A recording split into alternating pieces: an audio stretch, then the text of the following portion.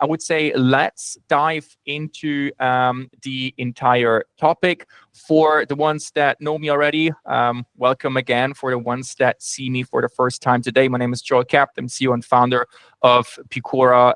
Lived my life in the tech industry so far. Had the pleasure to work a bit in Silicon Valley in venture capital. I think one of the most learning experiences for me was also my time at Beekeeper, where I had the pleasure to scale the company from small to over 25 million in ARR.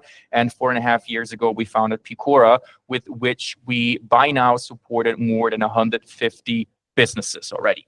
And that's exactly what I want to share with you today. One hand, basically the experience of all our experts having their own journeys from the past, but also all the learnings we had from supporting more than 150 businesses over those past years. And when you look at what are we doing with those businesses, or what have we done, we basically focused on supporting those businesses in all the different revenue functions, the way we call it. So topics around product market fit, so topics around lead generation, sales, customer success, CRM, RevOps, and leadership. And what we're going to talk mostly about today is this blue circle here in the middle. So basically the foundations, the go-to-market foundations you need to build so that you can really grow your business in the first place, and then also reach the stage where you can go into scaling. And I think here we really have to differentiate between what is the growth stage and what is the scaling stage. And I'm going to show you a slide a little bit later exactly about this. But first things first, who is this for? I asked you guys before, these are the three main cases we usually identify where this is really relevant. Case number one, the classical early stage startup, if founded or if bootstrapped, does not matter, but basically a company that has a certain degree of product market fit already reached and now really wants to switch gears into growing a specific customer base, growing the business also in a down the line profitable way. So we're not still evaluating the product market fit and doing a lot of pivots and changes. We really want to get into a growth state right now. Second case could be a later stage scale up, okay? Often we see that in a situation where a company was very successfully initially. Maybe they just had an awesome product and it was kind of like flying on its own. Maybe they were surfing a trend, and at some point the music kind of stopped a little bit and they suddenly realized I need to put more effort into building traction. And because they were profiting so much from these trends, they never really had actually taken the time to establish the necessary foundations they need to have solid growth. And the last case are established businesses that actually want to enter new markets. They basically need to reapply the go-to-market foundations when entering new markets. So that could also be a case.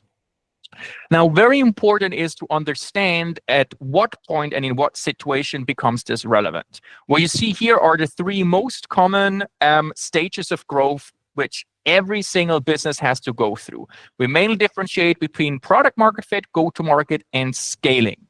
And usually in product market fit stage, you should really just focus on product market fit, right? The biggest mistake there is already trying to create too much growth without having product market fit.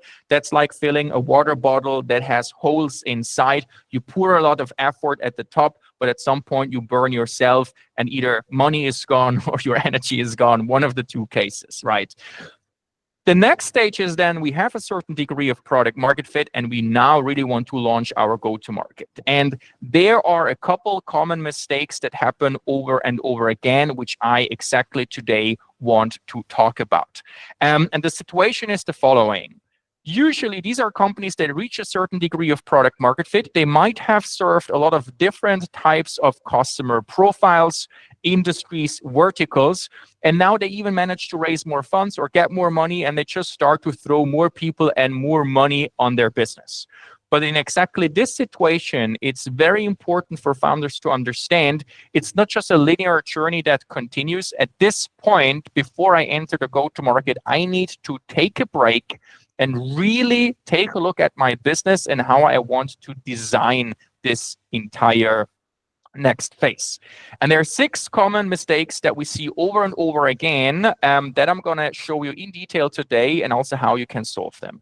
First one, no focus on a specific market. So in the product market fit stage, of course, I try to serve as many customers as possible. Everyone that has interest, we say yes to, because we want to give them our offer, our product, our service, whatever it is, to create traction and to get feedback. It's totally natural.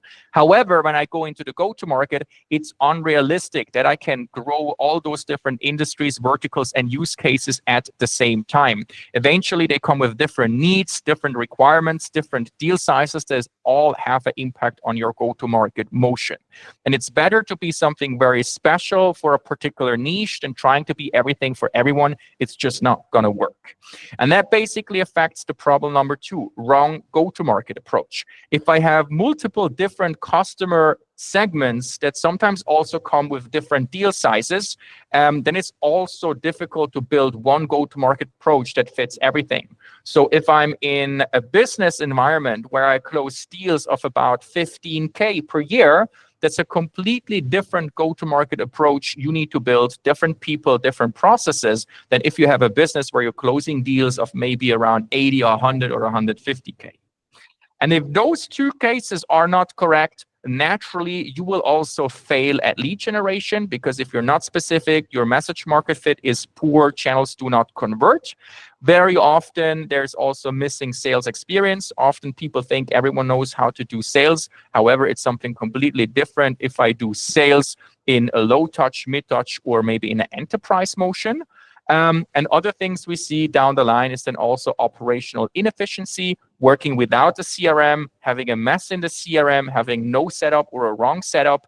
And even if you manage to do all those things right and you grow, then the next couple challenges will be leadership challenges. The situation where the founder is wearing too many hats still at the same time, they're hiring more people, there are more reports, and at some point there's two cases. Either the founder tries to micromanage everything and probably burns out down the line, or it's kind of like a laissez-faire guy. I trust the people, and then people start doing things that are not good and the business is hurt.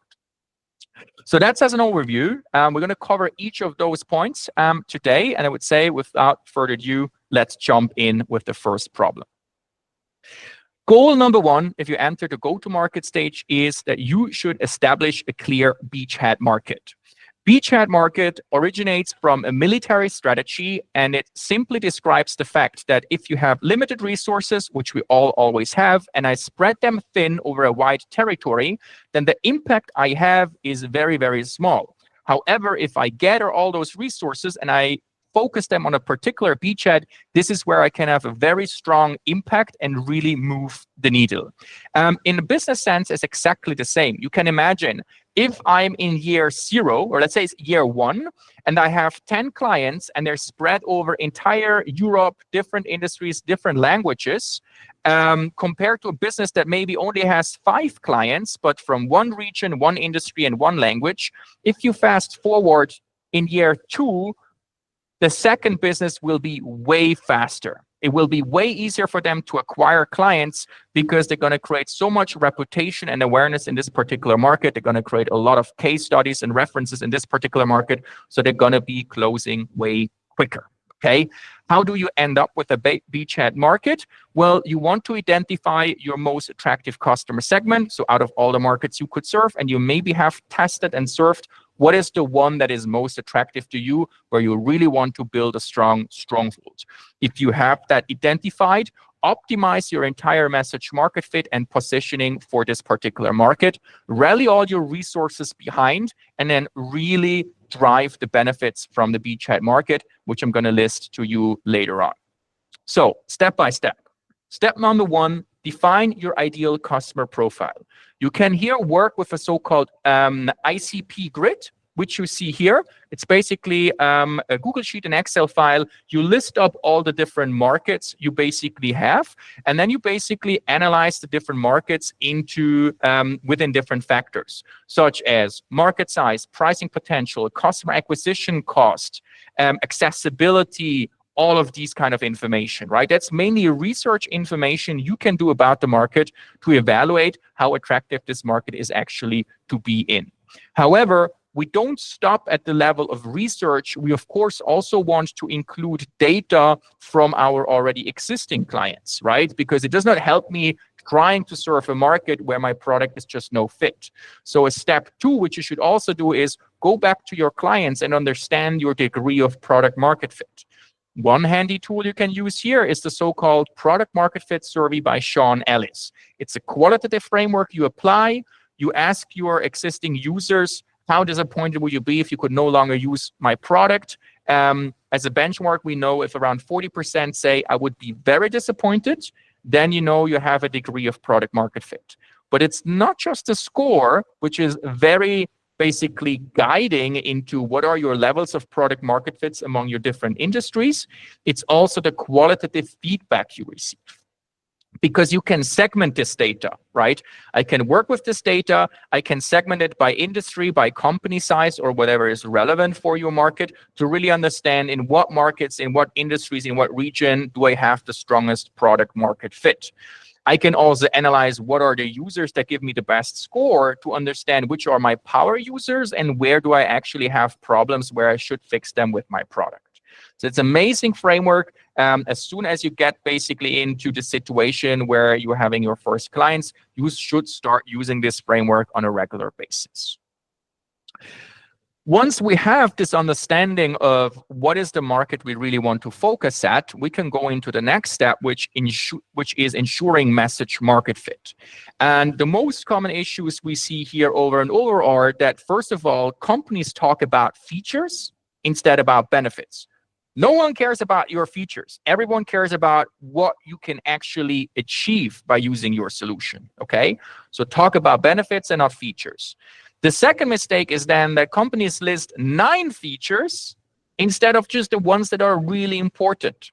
And the solution to that could be working with a so-called USP grid. So you list up all the different benefits you, but also your competitors are providing in the market. You list up your different competitors, and then you rate your competitors and yourself, how much value are you actually delivering on this particular benefit. And what happens is that you will understand, okay, what are the benefits you are truly better than the competition, and what are benefits where you may be on equal level. And your USPs, unique selling propositions, are only those where you are truly high and your competition is not, right?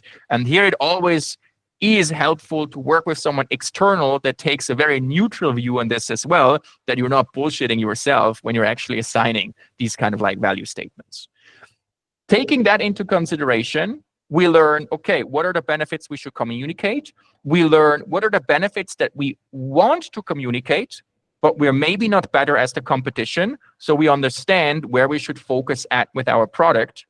And then we go back to the previous exercise, and we can even use the wording of our very client base and how they described our solution and the benefits to actually write our own messaging.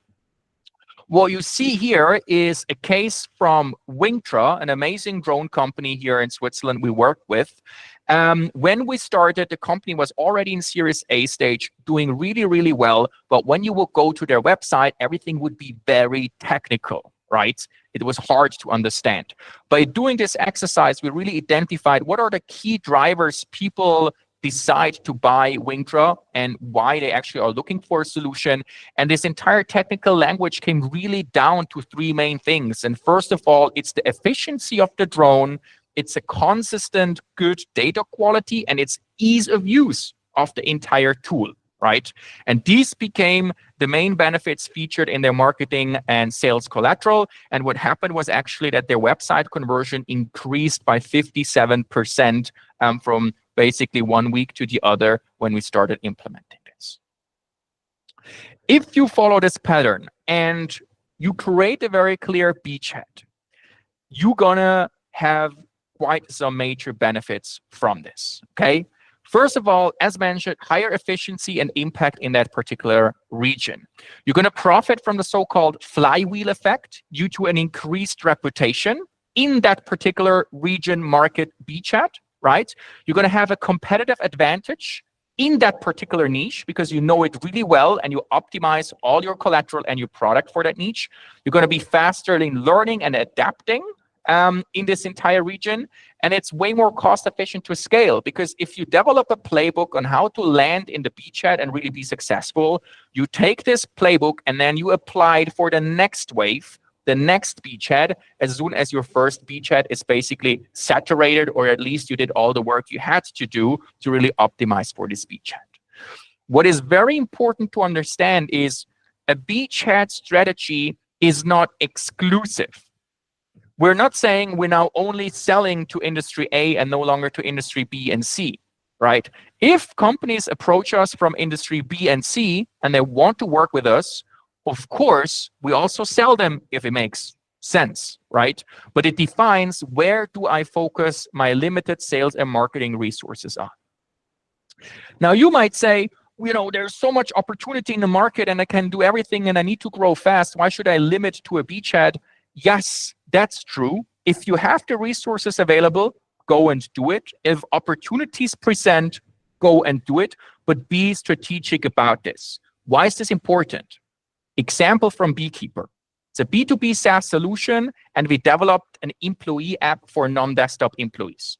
When we started, we were among the very first ones doing this, and were very successful. And we served industries like construction, manufacturing, retail, hospitality, and we started in Switzerland, Germany, Austria, UK, the US. We try to push as hard as we can, right? At some point, Porter's Five Forces, the big players joined. Facebook joined, Microsoft joined, and the horrible thing was even small players that were years behind us joined the game and sometimes won deals against us. Why? Well, because they developed an app only for hospitality in a particular region. And then suddenly we were losing deals against a way smaller company because they were so good in their niche. And this is why it's very important from the beginning to have a solid strategy for what is our stronghold that we like to develop. Okay, so that's so much about problem one that needs to be solved. Now, when I know what my beachhead is, I can also think about how do I go about winning this market. And this is what we call the go-to-market model. And there's basically a step-by-step process how you go about this, right? And the first thing you need to do is you need to understand what are the deal sizes I usually would sell to in average to this particular market. And then down here you see how this all is linked together, because your ideal customer profile, your beachhead, defines the average annual contract values you're most likely going to sell. These contract sizes are going to determine what is the right go-to-market approach, and this has an impact on what are the marketing and sales channels you're going to use, what kind of marketing people do I need to hire to power those channels, and it also affects what kind of sales process are you going to run and what kind of salespeople do you need. Let me show you. Step one, the go-to-market matrix. On the x-axis, we see the different average annual contract values, okay, from 0 to above 100. On the y-axis, we see the different go-to-market models, mainly differentiating between low touch, meaning product-led growth, such as freemium, free trial, hybrid sales, medium touch, remote and web sales, a little bit of field sales, and high touch, account-based marketing and enterprise sales. And you now see in this graph that there's only one model, which is the profitable one per deal size category, okay? What we see very often is businesses here, they're actually in a medium touch go-to-market model. So they have a sales team and they're trying to sell, but they're selling deal sizes below 10K. In most cases, this is unprofitable. If they scale this, they scale an unprofitable business. The other case is on the very right-hand side. They're actually selling big deal sizes, but they don't have anyone in the company which is experienced in enterprise sales. How does that feel like? Well, they manage to open a lot of doors. People say, yes, that's interesting. I want to talk to you. It really feels good because a lot of those big companies talk to you, but you never manage to close a deal. Why? Because you don't know how an enterprise sales process works, right? Decision makers, buying centers, stakeholder management, pilot creation, follow-up, and all that process that needs to be there to really be successful. This is, of course, a model with very clear lines. The magic rule at the end is no matter where you are, the lifetime value you win out of a client should be 3 times higher than your customer acquisition costs. There are certain exceptions also among our clients where they are having a human-led sales process and they're selling less than 10K, right? Because they can maintain this ratio. So it could be the case that you can create this, just make sure that your unit economics make sense, right? You eventually need to work with a lot of automation. You need to work with junior salespeople, videos, and so on and so forth to make this happen. Once we know the go-to-market model, we can derive the different go-to-market activities for how do we attract, how do we convince, and how do we convert people. Okay, and there are different go-to-market activities that you primarily should use according to your go-to-market model, right? Different kind of channels you're going to use, different kind of methods and collateral you need to produce to attract and then convince them, and different kind of sales processes that ultimately convert basically those businesses. Usually, as a young business, it's very important to take a look at this and then, for example, only decide for 2 or 3 channels to really focus at, but make them truly successful instead of trying to do everything at the same time. That should give us the clarity around the go-to-market approach. Once we have this clarity, we are in the business and we're ready to go and do business, right? So the next topic is lead generation. And when it comes to lead generation, of course, there are a lot of different options we can do. When we are in B2B, then often one of the most cost-efficient ways is if I do kind of some sort of outbound motion, right? Of course, you leverage your network, your personal contacts, you go to events and all of this, but ultimately, you want to design a system where you can put in more effort yourself, and you're also going to get more return once your entire network and everything is used up. Right. And when we talk about lead generation, in that sense, there is a bazillion of different tooling that you can choose from, where honestly 95% of it is crap, and you can lose a lot of time and do a lot of things wrong. So what I just want to share here today is the different options you have available, and also how that actually developed over time. What is still modern? What can you do today? And what are the things that you should maybe not touch that much?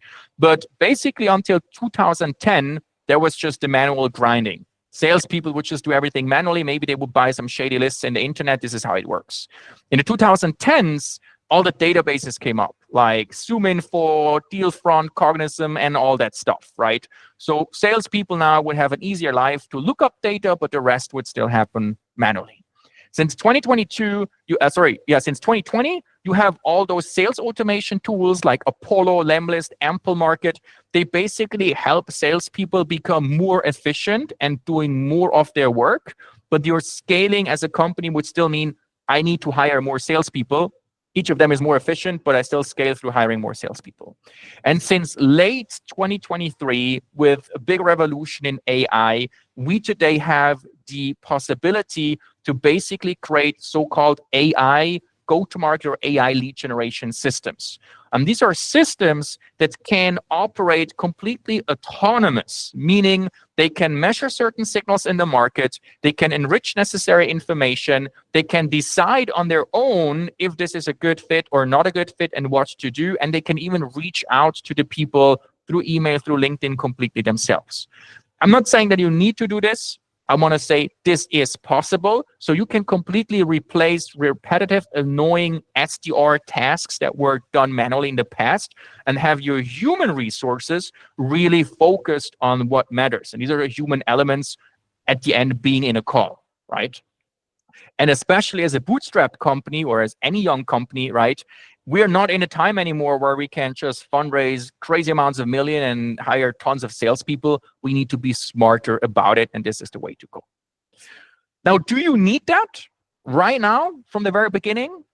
Probably not, right? But you should be informed and you should know what is possible, where could this journey go, and then from the very beginning already make the right decisions in purchasing the right tools so that you can further develop in this direction. So eventually in your situation, it's totally okay to start with a simple tool. I call it like a Swiss Army knife, such as Lemlist or Apollo, which do everything a little bit. They're a little bit of database. They can do a little bit of email warming. They can send some emails. They can send some LinkedIn, but they're of course not the best tool in every of those domains. The other thing would be building a very professional AI lead gen system, which takes you just several months to do, right? So the best case is choose the right tooling, start easy, and then after you can basically upgrade into the more professional direction. That would be my recommendation. Now, as far as the tooling goes, and the tooling is really amazing, a lot of people forget that at the end, the conversion is not just happening because of technology. If you're trying to sell shit, no one is going to buy. It's that simply said. If your message market fit is poor and you cannot easily communicate the value to people, your outbound and any kind of campaign will also not work, right? And it's not just your messaging, it's also the conversion strategy you apply. So if you just bombard people in general, be it at events, be it in an email, be it on LinkedIn, but if you just say, hey, I don't know, Tim, I see you do A, you probably have problem B, we solve B, do you want to talk? I mean, that's just not really valuable, right? So choose conversion strategies that are truly meaningful and valuable to your audience. And then, of course, your response will also be better. And the type of conversion strategies you choose, they, of course, also differ by deal size, right? So in smaller deal sizes here on the left-hand side, I need to have more streamlined, more automated things. I'm rather on the demand capturing side. Whereas if I have very big deal sizes with complex solution, I'm more on the demand generation side. So topics around thought leadership, events, personal connections, and so on and so forth become way more important. I cannot go into more detail here. I could talk for hours if you're interested in the lead gen part, but that's a story for another call. What I want to leave you with on the lead gen part, from day one, don't think just about launching campaigns like in the old days. Think about building a system. Think about, how can I really produce all the information of my targets? How can I reach out to them through different channels with a meaningful, truly valuable conversion strategy? How can I make that personalized? And how can I automate much of this, right? And then, of course, in the first 6 months, most of your results will come from the direct campaigns you launch.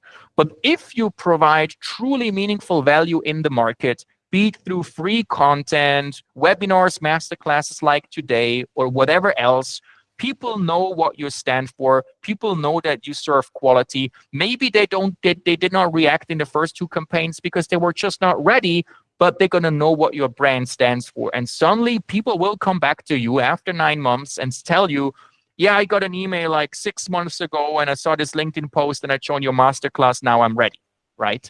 And this effect compounds. And we at Peakora, we're doing this now since years, and we get a lot of requests from people that sometimes got their first email from us like 4 years ago, right? And then they saw us at an event and other stuff. And when the timing is right, they're coming to us. Okay, closing the lead generation topic here, moving into sales. Goal number 4. Targets are there, lead generation works, we now need to do sales, okay? What's very important here is that we choose the right sales approach, again, for your deal size.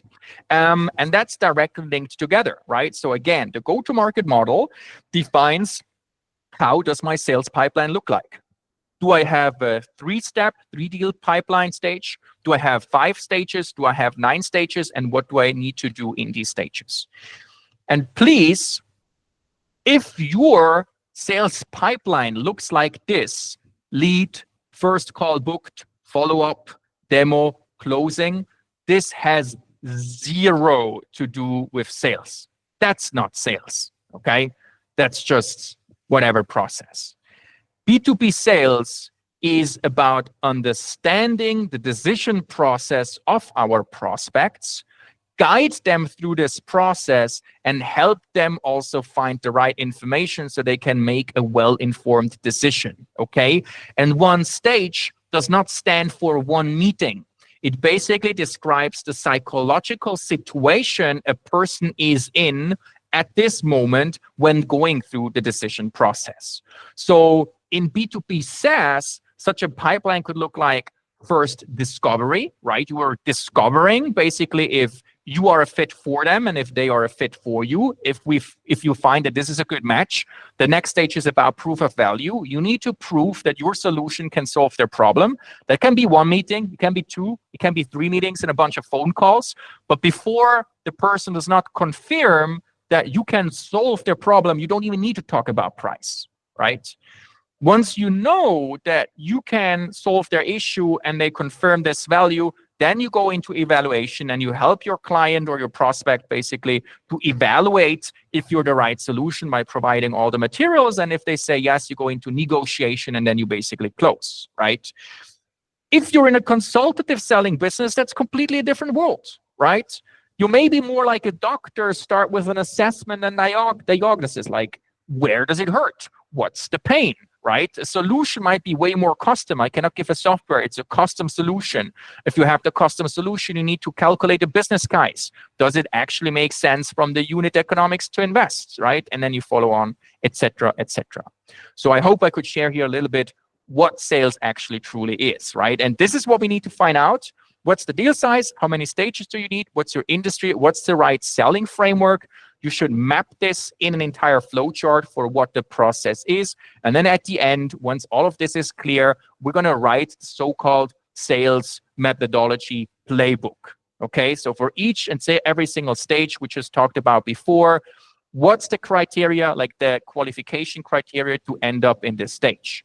What's the activities you should perform in this stage? And what's the exit criteria to go into the next stage? What's the things you should focus on, the collateral you should use, etc. And to simply explain it, everyone knows how to drive a car. And most people have a car license, right? But the company you're building is often not a car.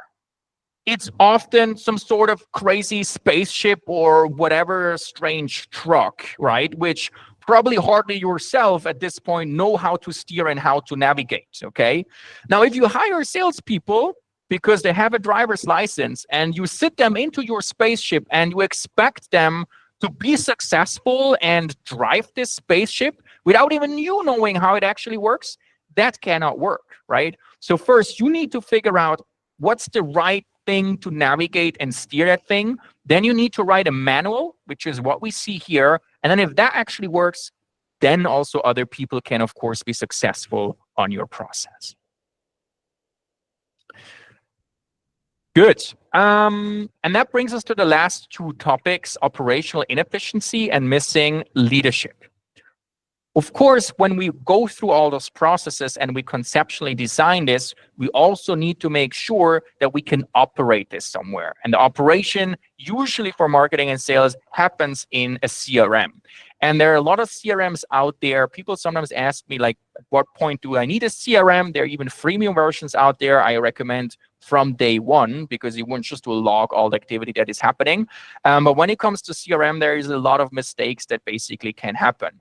So what you should do is, of course, define a solid framework with which you work. Simple things there are building a data foundation, like what are the data points I need on a contact, on a company, on a D level. Make sure this data is congruent among the different objects, because otherwise you cannot create reports, you cannot get smart out of your data. When you have this, make sure you follow a proper lead management process. So follow an industry standard for a so-called life cycle stage framework. What is a lead? What is a marketing qualified lead? What is a sales qualified lead, right? Follow an industry standard. Don't do something custom, because otherwise everyone you bring in into your company will be massively confused. Been there, done that multiple times at Beekeeper, right? That can be very annoying, I tell you. You need tracking. And then, of course, you want to operationalize the marketing and the sales process we just discussed before, so that the CRM becomes a tool people love working with because it makes them more efficient. Another thing which is annoying because they need to put in more data. I could show you more examples here about, all the things that need to happen. You don't need to go crazy. You don't need to be the best. Just follow some of those principles that I just shared below on what you should focus at and set up as a minimum basis. I also get the question, what kind of CRM should I use? My recommendation is quite straightforward. If you're in B2C, things are a bit more complicated because, the world is more complicated on the B2C side, and there's also much more solutions you can choose from. So I don't have a straightforward answer there. You really need to look at your case. If you're in B2B, the world is very simple, right? There is Pipedrive, cheapest solution, good to do some sales in the beginning, lacking marketing automation.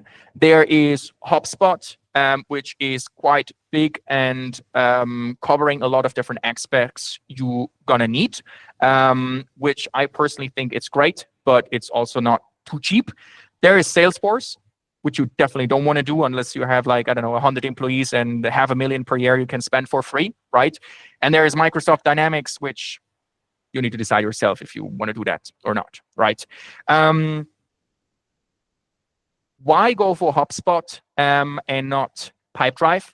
You could start with Pipedrive and you will be cheaper, but so many clients come to me at some point and they say, hey, Pipedrive was great, but I'm stuck with it now. I need to change to HubSpot to really reach next level for scalability, right?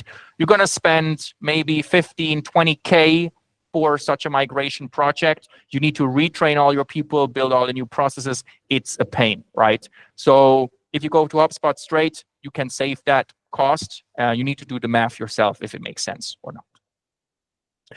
Brings me to the last topic, leadership. It's not something, or hardly something, businesses in early stage or still Series A come to me and mention as a point, as a pain point, because it's something they often feel, but it's not that obvious, right? At the end, the goal of having a solid leadership framework is simply to win back more time for the leadership team, right? I mentioned this as a joke before. Those two cases that happen, either as a CEO, you become a micromanager and you annoy everyone and you're going to end up having a burnout, or the other extreme would be, I trust all those people and then they just eventually don't do the job right and the business is going to be hurt, right? What you want to do is, case two, trust the people, empower them, but still have a control mechanism, right? There are different sorts of leadership frameworks. What I personally recommend is the so-called objectives and key result framework. It's very simple. On a quarterly basis, you exactly define what are the most important things to reach for your business. You break it down into the different teams, and you basically define a clear written goal to achieve, also having a KPI. And then throughout the quarter, you update, or the teams themselves need to update this KPI on a weekly basis. And then you kind of have like a traffic light system. As long as it's on track and it's green, you don't care about. You do your CEO stuff or your whatever stuff, right?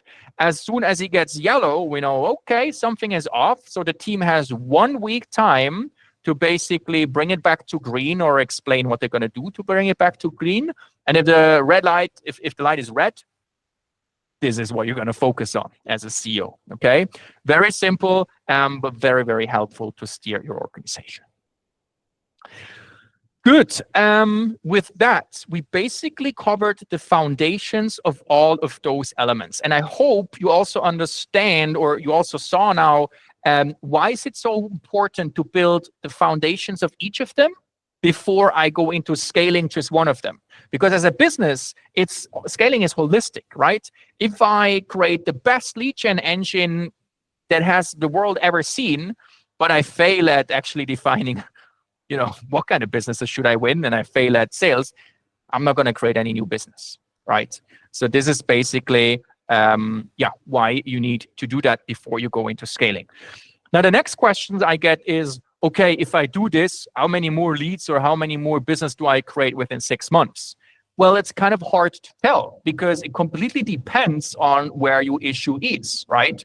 In some cases, clients come to us and we realize their entire business, including the go-to-market model, is wrong, right? On the left-hand case, one deal gave them 800 euros.